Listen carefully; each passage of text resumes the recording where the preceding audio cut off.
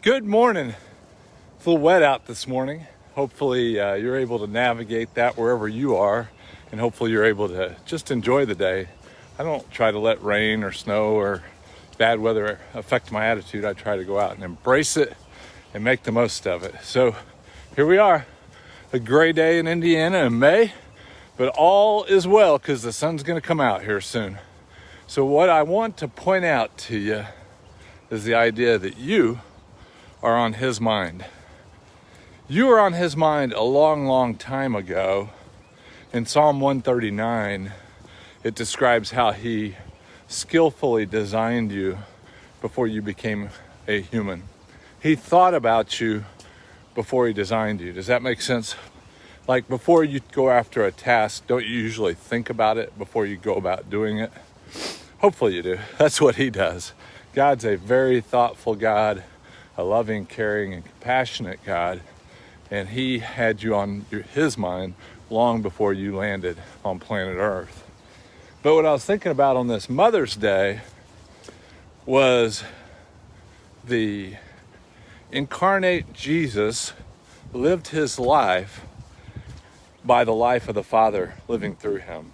God the Father instructed Jesus, and Jesus did whatever the Father said. That's in the book of John where it talks about that. But what I specifically wanted to point out is if you go to John 19 and you think about Jesus and his suffering that was going on the cross, I can't even imagine the mental torment from all the people taunting him and trash talking him, the physical torment of those stakes just pulling at his body and him gasping for air, and the spiritual turmoil, knowing that he was going to spiritually die in just moments so that we might have life. All those things were going on at once while he is on the cross. And there's probably a lesson for us when we're struggling from what he did.